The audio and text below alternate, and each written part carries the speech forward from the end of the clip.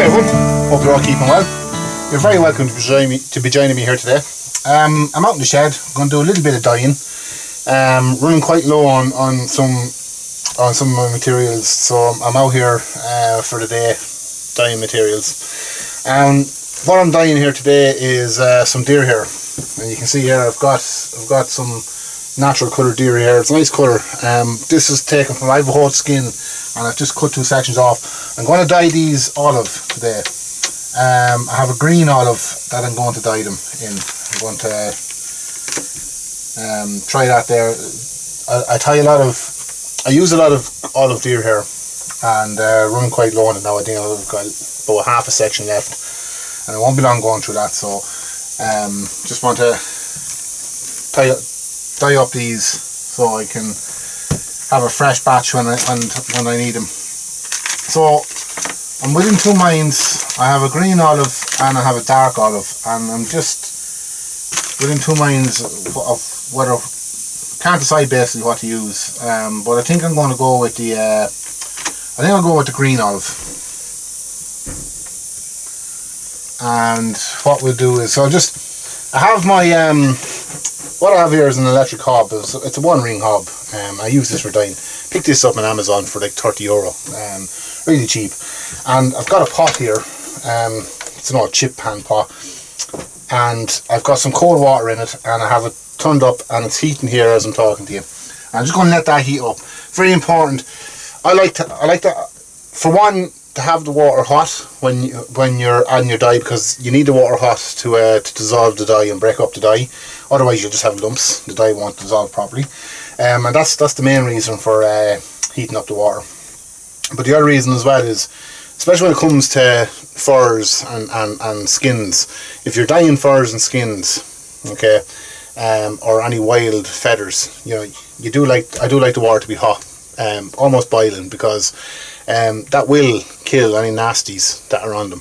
So, you know, you can never be too careful. So the likes of this deer hair here, even though it is a treated deer hair, I bought a full skin. I just want to take an added precaution. So I like to have it boiling, or near boiling.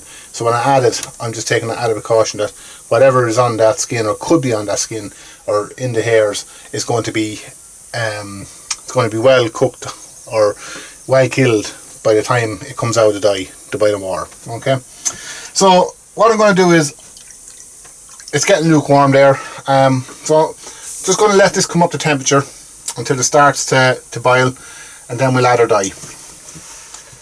Now, so the water's coming up to temperature. You can see it steaming away there.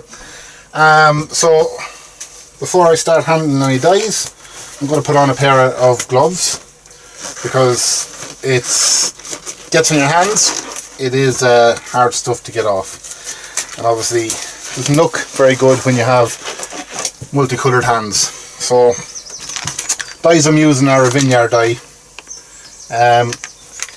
I always use vineyard dye. It's really good dye to use. Clear instructions on how to use them on it. And what I'm going to do is, I'm going to use a green olive. So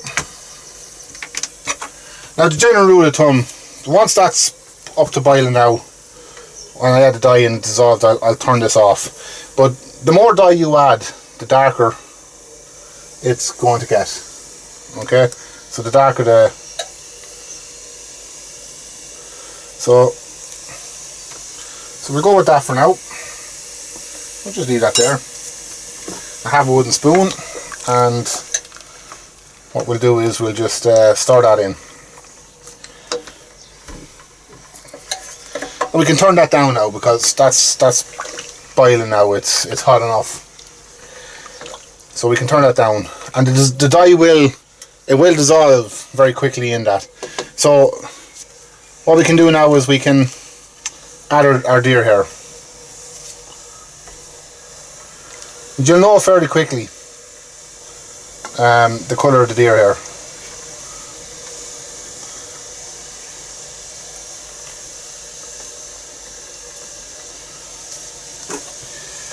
You'll know whether you need to add more to it. So just what I'm going to do is, we leave that in. I'm going to leave that in for a good few. Leave it in for about You can leave it in for up to about 10 minutes. The longer you leave it in, the more dye it'll absorb. But you want to keep, you want it to soak up, so you do want it to be good and submerged in it. So hold the feathers or the deer hair down in it, and let it take on that dye. Now I've turned it off, so there's no need for it to have that continuously boiling now.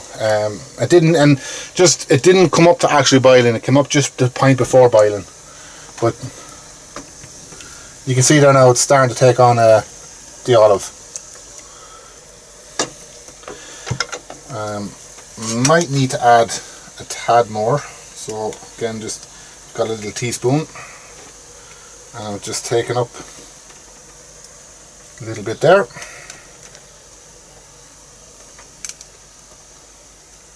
Just like that.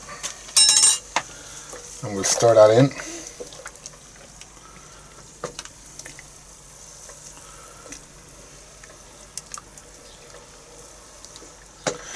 And what it's trial and error when you're dyeing, when you're dyeing, because when you take it out and you rinse it off and you see the colour it is, you'll know if it needs to go darker, so you can put it back in and go again. But I think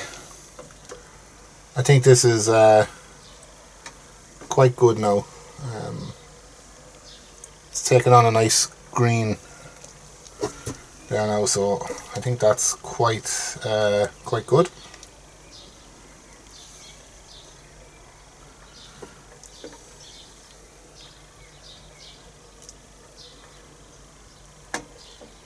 You're going to lose deer hair off it. So what I'm going to do is I'm going to leave it in. I'm probably going to leave this in for close to 10 minutes. Just let this absorb the dye. So what I'll do is I'll come back once I'm happy that it's absorbed, or it's the colour I want. Now, so I'm happy. They've been in for about 10 minutes. They've taken on a lovely amount of dye. They're a nice colour there. So when you get to this stage, and you're happy that the level of dye, now it is, experience will show you how much dye at this stage.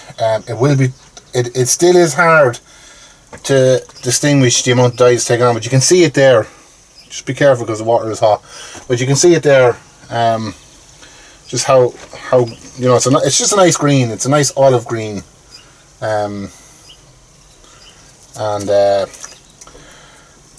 Just happy with that, like, cause it'll tie up a few olive flies. Okay, it's a dark olive green, but it'll tie up some flies.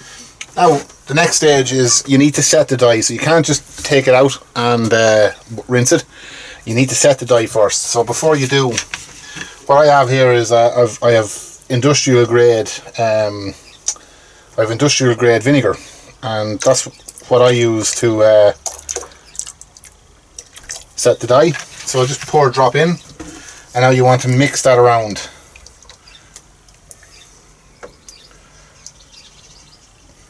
Really pungent smell off that vinegar, but it's this sets the dye. So now you can put that in either at the beginning. I like to just put in after they have absorbed the dye. It's much of a muchness, to be honest, but I just usually put in just before I take it out, and I give them a bit of a mix around it. The dye won't wash out with them feathers now. So that's set the dye into the deer hair. Sorry, that's set that dye into the deer hair now, so that dye won't come out. So the next step now is to take them out and rinse them. So what we're going to do is just want to mix these up. I have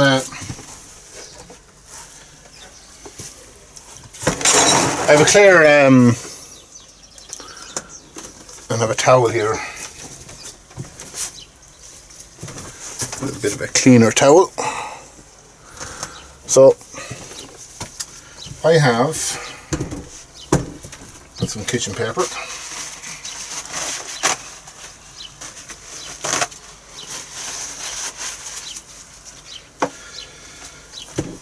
Now what I'm going to do is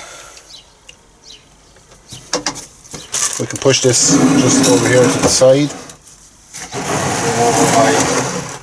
water. And what we're going to do is we're going to rinse these off now. So remember, this is hot water, so don't go putting your hand into this. Good. Giving it a good rinse there now. Deer hair will come out. You will lose some hair off them. But you truly get an understanding of how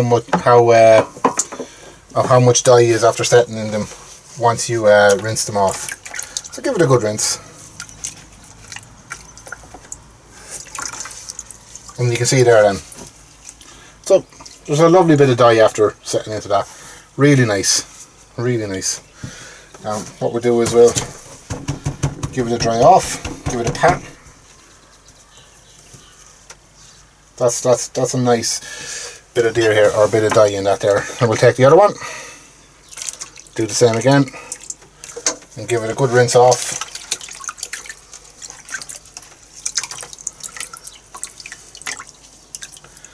So it curls up when you put it in the hot water. So again, give it a nice rinse off in the water, and any excess dye that is on the deer hair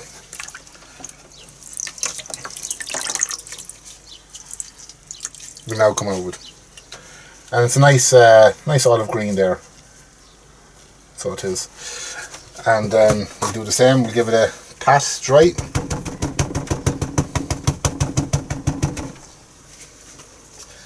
Now what we can do is we can start to dry these.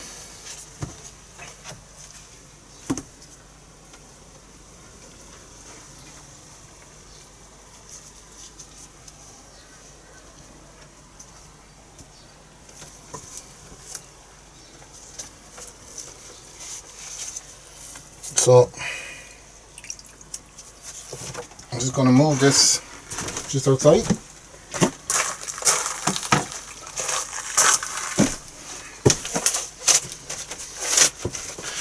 And now what we're going to do is I'll get my hairdryer on hot. I'm going to just give it a good dry.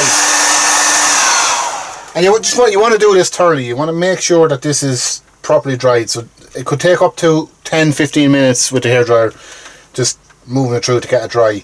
But the thing is, you really want to you want to make sure it's very, very dry, because if it's not dry and you pack this away you're going to get mold on the skin. So what I'm going to do is I'm going to go through this now with the hairdryer, dry it off, and I'll show you the next step.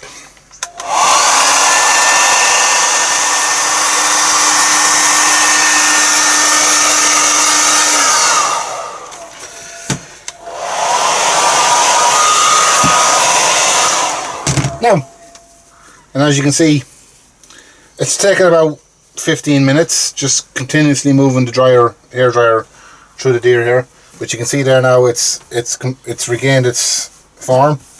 Lovely, nice olive deer hair, and it'll make some nice slides. It's a really nice colour. So that's effectively it. So just give it a go, guys. You know, it is experimental. You know, until you get it right, like, you know, you have to get out there and experiment on it. But it's really good. And I'm really pleased with that now. That's turned out really nice. So it has, and it'll make some nice olive flies. So, like I said, guys, give it a go. But I hope you enjoyed that. There's nothing really to it. Very, very easy to do. So like I say, give it a go and let me know how you get on. Thanks for watching.